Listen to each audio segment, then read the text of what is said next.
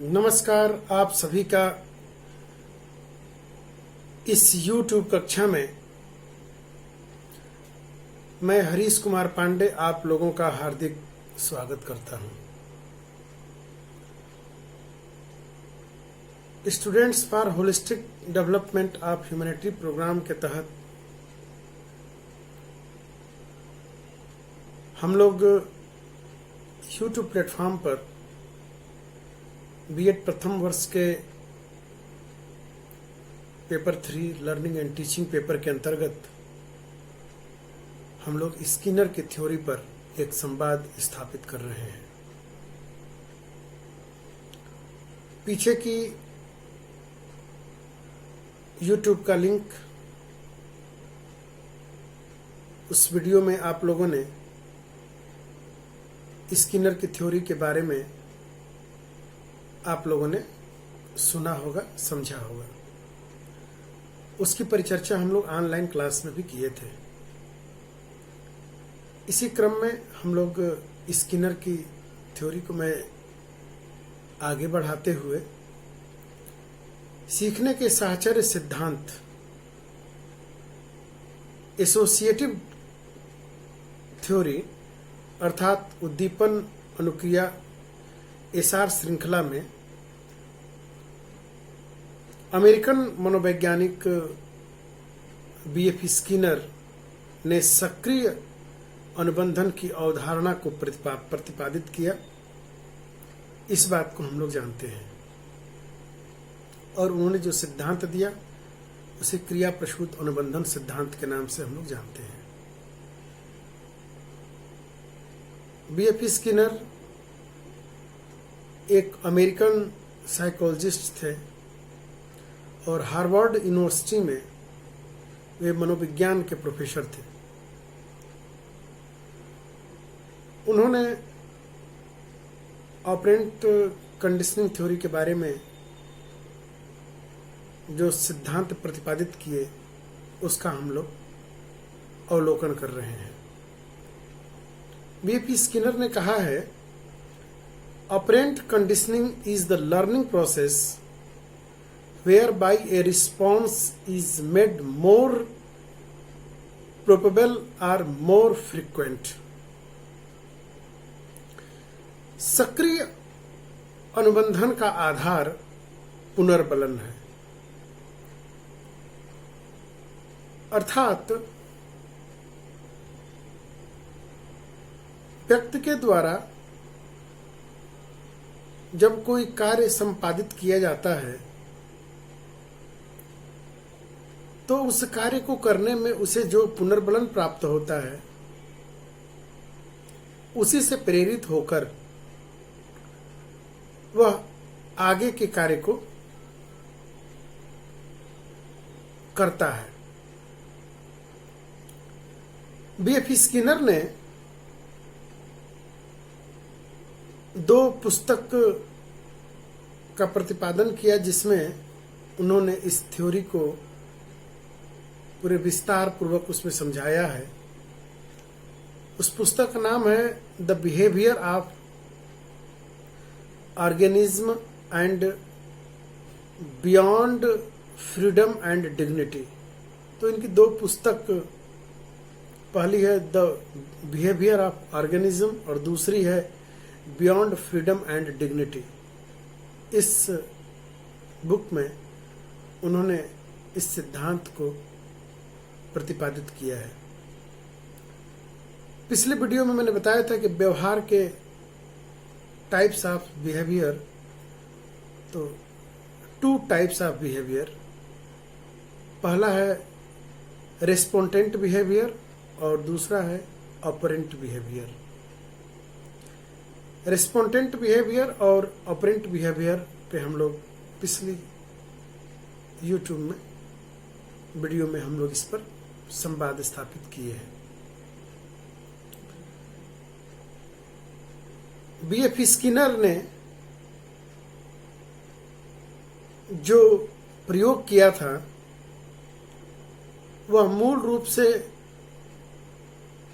कई जीव जंतुओं पर उन्होंने प्रयोग किया, जिसमें कि सफेद रंग का चूहा, और कबूतर, ये दो उनके रिसर्च के, स्टडी के दो महत्वपूर्ण भाग थे। और जो बॉक्स बनी, उस बॉक्स का नाम ही स्किनर बॉक्स रखा। स्किनर बॉक्स का प्रयोग, जिसका उल्लेख आगे इस प्रकार किया गया है कि चूंकि इसको इंस्ट्रूमेंटल कंडीशनिंग भी हम इसको बोला जाता है, इंस्ट्रूमेंटल कंडीशनिंग। थोड़ा सा मैं चाहता हूं कि इस पे इंस्ट्रूमेंटल कंडीशनिंग पे थोड़ा सा प्रकाश डालूं। इसको हिंदी में हम लोग बोलते हैं नैमित्तिक अनुकूलन। तो इंस्ट्रूमेंटल लर्निंग और वास्तव में व्यक्ति के अधिकांश अधिगम के बुनियादी लक्षणों को स्पष्ट करता है। प्राणी सदैव और सर्वप्रथम किसी अभिप्रेरणा से प्रेरित होता है। अभिप्रेरणा सामान्य समन्वेशी क्रिया उत्पन्न करती है। इस क्रिया के मध्य ऐसी अनुक्रिया घटित होती है जो उपयुक्त लक्ष्य की उपलब्धि में साधन या निमित्त रूप होती है। इस प्रकार किसी विशेष लक्ष्य की प्राप्ति के निमित्त जो अधिगम होता है वह नैमित्तिक कहलाता है, वह इंस्ट्रूमेंटल कहलाता है। पावलोव के शास्त्रीय अनुबंधन क्लासिकल कंडीशनिंग के ही समान इंस्ट्रूमेंटल कंडीशनिंग, नैमित्तिक अनुकूलन अधिगम के लिए भी सबलीकरण एक अनिवार्य तत्व है। सक्रिय अनुकूलन में शास्त्रीय अनुबंधन के सभी तत्व आ जाते हैं, फिर भी दोनों में कुछ अंतर है। पावलोव के शास्त्रीय अनुकूलन सिद्धांत में कुत्ता मेज से बंधा होता है और कोई क्रिया में उसकी सहभागिता नहीं होती है, जबकि स्किनर के प्रयोग में प्रयोज्य, जो सफेद रंग का जो चूहा है, तो प्रयोज्य क्या है? इस पे एक्टिव है, क्रियाशील है। इसलिए इस सिद्धांत को सक्रिय, जो क्रिया मूलक या क्रिया से उत्पन्न है, सिद्धांत कहा गया। प्राणी सक्रिय रहते हुए निमित्तिक की संप्राप्ति करता है और वह निमित्त की संप्राप्ति करने वाली क्रिया को बार बार उसे संचालित करता है।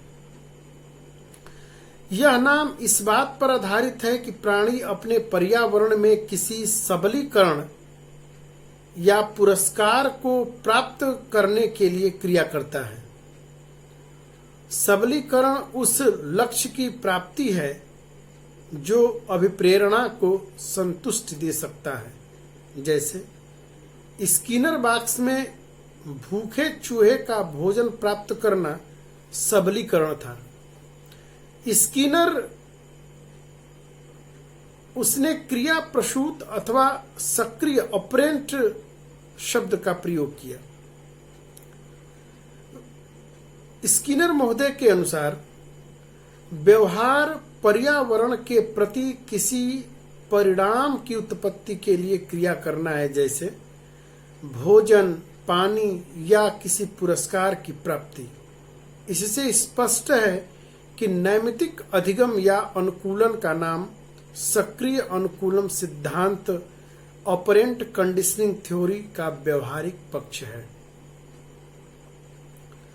स्किनर के सिद्धांत में सक्रिय ऑपरेंट मुख्य विचार है, अतः इसे समझना अत्यावश्यक है।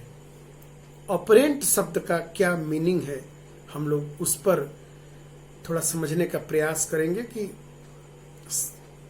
सक्रिय शब्द क्या है, का क्या मीनिंग है ऑपरेंट का।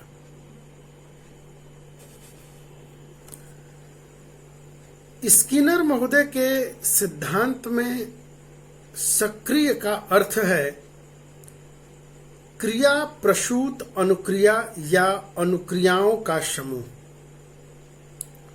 ऑपरेंट का अर्थ है अनुक्रियाओं का समूह जिससे प्राणी किसी लक्ष्य की प्राप्ति करता है अथवा उसे कुछ संप्राप्ति होती है।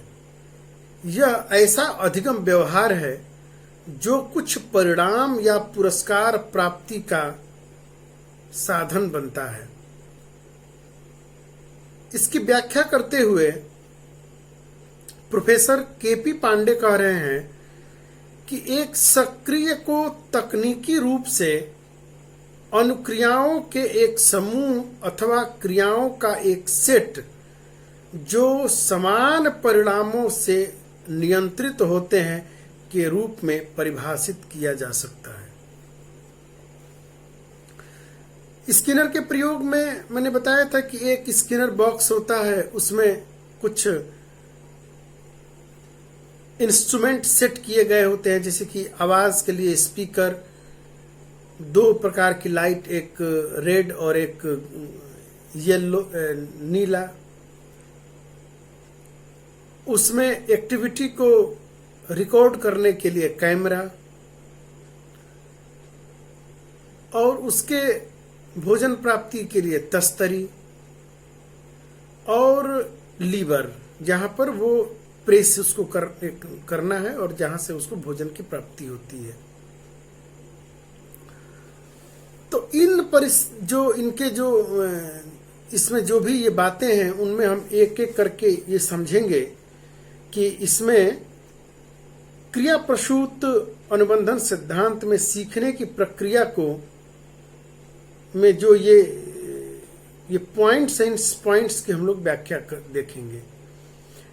तस्तरी जो है वह है अनुबंधित उद्दीपक, मतलब कंडीशनड स्टिमुलस, जिसको हम लोग CS बोलते हैं। कबूतर हो या चूहा हो, उसका जो कबूतर का जो चोंच मारना है वह है क्रिया प्रसूत व्यवहार, ऑपरेंट बिहेवियर। इसको स्किनर महोदय ने बोला CR। दाना क्या है? चोंच मारना और भोजन की प्राप्ति, दाने की प्राप्ति, वह है पुनर्बलक उद्दीपक, रीइंफोर्सिंग स्टिमुलस। और खाना क्या है? सहज अनुक्रिया, अनकंडीशनड रिस्पॉन्स, इसको बोला गया UCR। अब स्किनर के इस प्रयोग में कबूतर, उसको एक पिंजड़े में स्किनर बॉक्स में बंद कर दिया जाता है और उसकी अनुक्रिया, वो जब भूखा होता है तब उसको पिंजड़े में बंद किया गया। पिंजड़े में बंद करने के बाद कबूतर उछल कूद करता है, चोंच मारता है, कुछ घबराता है कि ये मैं कहाँ बंद हो गया। तो कुछ उसमें इस प्रकार का इंस्ट्रूमेंट जो लगा हुआ है, इसलिए इसको इंस्ट्रूमेंटल कंडीशनिंग कहा गया। तो वो दाहिनी तरफ से वो घूमकर, और एक वहां पे लीवर लगा होता है कुछ बटन के नुमा, वहां पे वो चोंच मारता है। तो उसको चोंच मारने पर उसके स्क्रीन पर, सामने स्क्रीन पे कुछ क्रिया होती है। 2 बार 3 बार स्क्रीन मारा तो उसमें कुछ क्रिया हो रही है, लेकिन उसको कुछ प्राप्ति नहीं हो रही है, क्योंकि उसको फिक्स किया गया था कि यदि इस पे लगातार 10 बार या 5 बार 10 बार इस पे चोंच मारेगा तब इसको भोजन की प्राप्ति होगी। कबूतर कई बार वो दाहिनी तरफ से घूमकर और उस पे चोंच मारता है, तो जब 10 बार वो चोंच मारता है तो उसको भोजन की, उसके जो तस्तरी है उसमें भोजन आ जाता है। अगली बार इसके जो चोंच मारने की जो काउंटिंग है उसको बढ़ाई जाती है। लेकिन ये कबूतर बार बार उस एक्सपेरिमेंट करता है और हर बार उसको भोजन की प्राप्ति होती है, और हर उसको गलत अनुक्रिया मतलब कम उतना करने पर उसको कोई भोजन की प्राप्ति नहीं होती है। तो इन प्रयोगों में और इन सब बातों को हमने जो देखा, तो इससे कुछ बातें जो समझ में आ रही हैं, मैं उसकी एक एक की व्याख्या करता हूं, शायद आप लोगों को समझने में सहायता मिलेगी। स्किनर के प्रयोग में से निम्नलिखित बातें स्पष्ट होती हैं। नंबर पहला है कि प्रयोग के प्रारंभ से ही सही अनुक्रिया के बीच कबूतर मनचाहा व्यवहार जैसे घूमना, इधर उधर चोंच मारना, बाएं तरफ सिर घुमाना इत्यादि करने के लिए स्वतंत्र है, किंतु उसको दाना पुनर्बलक तभी दिया जाता है जब वह प्रयोगकर्ता द्वारा निर्धारित टर्मिनल बिहेवियर को करता है। जैसे कि 10 बार अगर आपको चोंच मारना है तो 10 बार चोंच मारने के उपरांत ही, तुरंत, देर भी नहीं है, जैसे काउंटिंग पूरा हुआ तुरंत उसके तस्तरी में भोजन उसको प्राप्त हो जाता है। दूसरा इसमें बात है कि इस प्रकार के पूर्व नियोजित कौशल को सिखाने में अधिक समय नहीं लगता। एक बार उसने दोहराया, दूसरी बार दोहराया, तो बहुत ज्यादा समय भी उसमें नहीं लग रहा है। तीसरा है प्रयोगकर्ता इच्छित व्यवहार होने पर कबूतर को हर बार दाना देता है। मनोविज्ञान की शब्दावली में इस इच्छित अनुक्रिया को पुनर्बलित, रीइंफोर्स करना कहेंगे। जब भी सही अनुक्रिया होती है तब उसे पुनर्बलित किया जाता है, किंतु गलत अनुक्रिया होने पर कोई दंड नहीं दिया जाता है। कि मतलब कोई गलत अनुक्रिया हुई तो कोई मतलब निगेटिव रीइंफोर्समेंट नहीं दिया गया, लेकिन भोजन की प्राप्ति नहीं हुई। अब कुछ important process of operant conditioning, इसमें पहला है शेपिंग, उसको हिंदी में हम लोग बोलेंगे रूपण। क्रिया प्रसूत अनुबंधन में रूपण सबसे महत्वपूर्ण प्रक्रिया है। सीखने वाले प्राणी में वांछित व्यवहार परिवर्तन लाने के लिए समयानुकूल समुचित पुनर्बलन प्रदान करने से वह संबंधित है। रूपण की प्रक्रिया में वांछित व्यवहार तक पहुंचने के लिए एक के बाद एक पुनर्बलन दिया जाता है।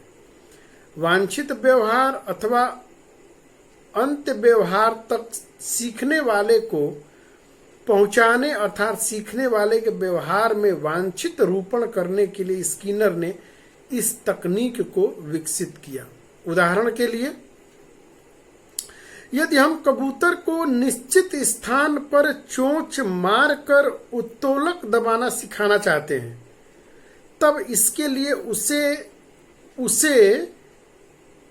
हमें उसे एक क्रम से व्यवहार के इस रूप तक पहुंचाना होगा जब तक कबूतर अंत व्यवहार न प्राप्त कर ले, अर्थात उत्तोलक को न दबाए तब तक प्रतीक्षा करना उचित नहीं होगा।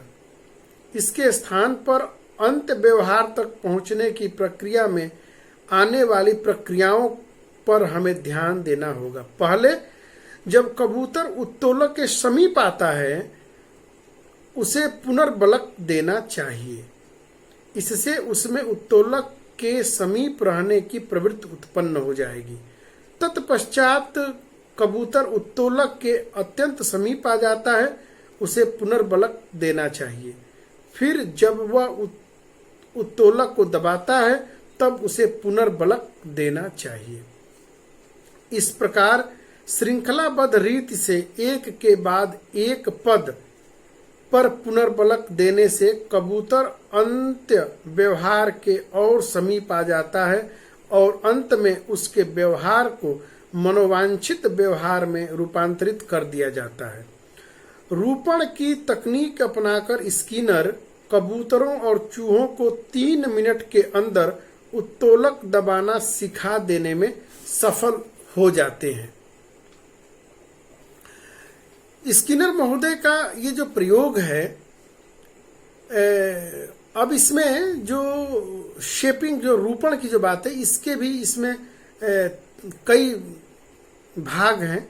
उनकी रूपण की प्रक्रिया में अनुबंधक के निम्नलिखित 3 सिद्धांत प्रयुक्त होते हैं।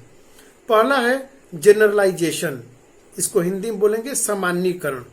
सीखने वाले में एक परिस्थिति में अर्जित ज्ञान, कौशल एवं अभिवृत्ति को उसी प्रकार की दूसरी परिस्थिति में सामान्यीकृत कर उस उपयुक्त करने की क्षमता होती है। सामान्यीकरण 2 प्रकार का होता है, स्टिमुलस जनरलाइजेशन और रेस्पॉन्स जनरलाइजेशन, उद्दीपक सामान्यीकरण और अनुक्रिया सामान्यीकरण। अब हम लोग देखेंगे उद्दीपक सामान्यीकरण क्या है। यह तब होता है जब किसी एक उद्दीपक द्वारा एक अनुक्रिया होती है और उसी प्रकार के किसी अन्य उद्दीपक से भी वही अनुक्रिया होती है। उद्दीपक सामान्यीकरण में परिस्थितियां या उद्दीपक बदलते हैं किंतु अनुक्रिया बनी रहती है। उदाहरण के लिए सामान्य घरेलू व्यवहार में भी हम देखते हैं कि छोटे बच्चे अपने पिता के रूप, रंग और पहनावे वाले किसी भी पुरुष को पापा या पिताजी कह बैठते हैं। समझ में आ रहा होगा कि स्किनर महोदय का यहाँ पे जो स्टिमुलस जनरलाइजेशन है, तो यहाँ पर अगर एक प्रकार का जो उस उद्दीपक है सेम दूसरा भी सेम कंडीशन अगर उसी प्रकार का रख दिया जाए, तो जो व्यवहार वहां पे प्रयोज्य, जो व्यवहार पहली कंडीशन में दोहराया है, दूसरी कंडीशन में भी वही व्यवहार को दोहराता है। इसीलिए स्किनर महोदय यहाँ पर ये बात कह रहे हैं। अब है अनुक्रिया सामान्यीकरण, इस रिस्पॉन्स जनरलाइजेशन। रूपण की प्रक्रिया में अनुक्रिया सामान्यीकरण का अधिक महत्व है, क्योंकि इसी के सहारे रूपण संभव हो पाता है। अनुक्रिया सामान्यीकरण में अनुक्रियाएं बदलती हैं, उद्दीपक वही रहता है। उदाहरण के लिए स्किनर के प्रयोग में हमने देखा कि अनुक्रिया सामान्यीकरण के द्वारा ही कबूतर उत्तोलक दबाने की क्रिया के समीप धीरे धीरे पहुंचता है।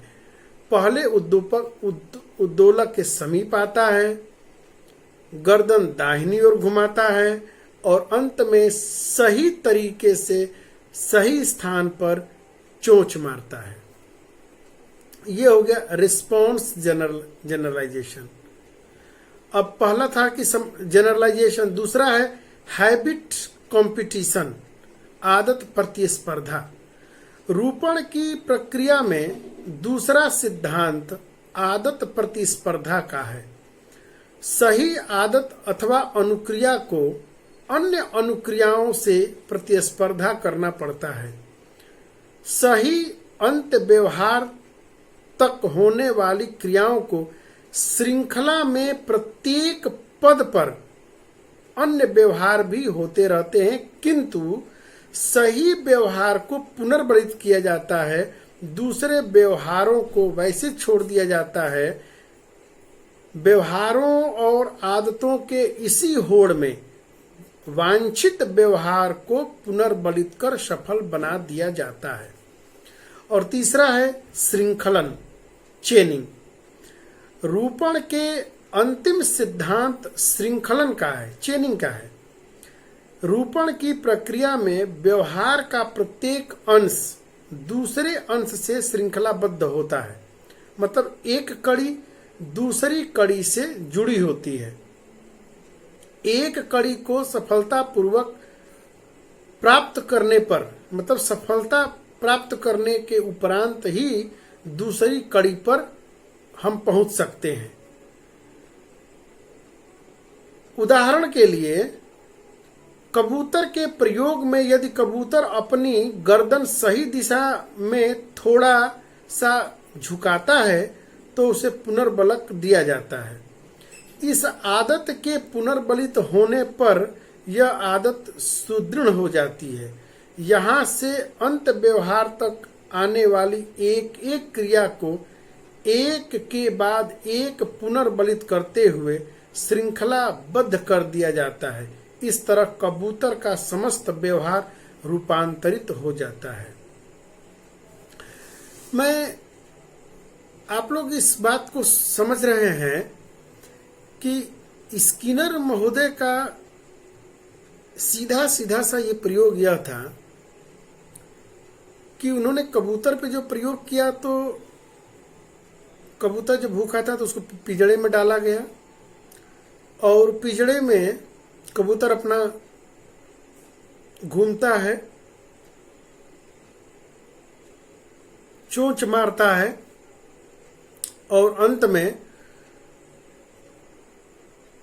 वह जो उद्दोलक जो लगा हुआ है वह वहां पर चोंच मारता है। तो उसके प्रत्येक सकारात्मक कार्य पर, जैसे कि इसका प्रयोग सिर्फ एक बॉक्स के रूप में नहीं, एक उन्होंने एक और भी प्रकार के किए कि जैसे ही अगर व्यक्ति सही रास्ते पे जा रहा है तो एक इसका व्यवहारिक उदाहरण मुझे अभी ध्यान में आ रहा है। जब हम लोग कभी छोटे थे तो एक खिलौना आता था, अभी भी खिलौना आता है, बच्चों की जो टॉफियाँ मिठाइयाँ खरीदी जाती हैं कैडबरी वगैरह में, जो किंडर टाइप की मिठाइयाँ होती हैं, तो उसमें एक गोल होता है और उसके ऊपर उसमें कुछ खांचे बने होते हैं, हर खांचे कहीं से कटे होते हैं और उसमें एक जो रिंग होता है, जो छारा जिसको बोलते हैं, एक लोहे का गोल छर्रा जो होता है उसको उसमें डाला होता है और उसमें खांचे बने होते हैं, हर खांचा कहीं ना कहीं ब्लॉक होता है। तो अगर गलत दिशा में जा रहे हैं तो इनके भी प्रयोग में जब कबूतर गलत दिशा में जा रहा है तो वहां पे उसको नेगेटिव रीइंफोर्स किया जाता है, मतलब वहां पे कुछ ऐसे झटका सा उसको महसूस होता है और वो फिर पीछे की तरफ जाता है। तो जो सही जब रास्ता पे जाता है तो उसको हर एक स्टेप पार करने पर उसको कुछ पॉजिटिव रीइंफोर्स किया जाता है और एक समय आता है कि वो जैसे खांचों में हम लोग, आप लोग भी कभी खेले होंगे, तो वो अंत में थोड़ा समझदारी से करते करते, और न्यूज़पेपर में भी कभी आता है, बच्चों की छोटे छोटे बच्चों की किताबों में भी इस प्रकार की होती है कि एक जानवर, चूहा है, खरगोश है, भूखा है और उसका भोजन वहां है और रास्ते बने होते हैं, हर रास्ता कहीं ब्लॉक होता है लेकिन उसमें से सही रास्ता होता है। बहुत से बच्चे उस रास्ते को क्रॉस नहीं कर पाते हैं, लेकिन आजकल स्मार्टनेस बहुत ज़्यादा बढ़ा हुआ है, पहले इसकी तुलना में बच्चे स्मार्ट होते हैं, तो अब तो वो ये गेम आसान हो गया, नहीं तो पहले उस गेम को लोग पार नहीं कर पाते थे। इस लेवल 1 लेवल 2 इजी होता है, जैसे जैसे ऊपर के लेवल पे हम लोग बढ़ते, गेम खेलते हैं ना वीडियो में, तो जैसे जैसे गेम का लेवल बढ़ता है वैसे वैसे उसका लेवल थोड़ा डिफिकल्ट होता जाता है। तो अंतिम लक्ष्य तक पहुंचने के लिए काफी मतलब इसमें दिमाग की भी जरूरत, इसमें जैसे कि पावलाव का जो प्रयोग था या थर्नडाई का जो प्रयोग था, तो वहां पे केवल उद्दीपक है लेकिन यहाँ पे कोई अनुक्रिया नहीं करनी पड़ती है, बस भूख लगी है उसकी प्राप्ति हो रही है। लेकिन यहाँ पर अनुक्रिया करना है, इसलिए इसको ऑपरेंट कह रहे हैं, क्रिया भी करना है और सकारात्मक क्रिया करना है। हर नकारात्मक क्रिया पर उसको निगेटिव रीइंफोर्समेंट मिलता है और सकारात्मक क्रिया पर ही उसे पॉजिटिव रीइंफोर्स मिल रहा है और एक निश्चित तय व्यवहार को पूरा करने के उपरांत ही उसे उद्दीपक की प्राप्ति होती है, भोजन के रूप में, दाना के रूप में।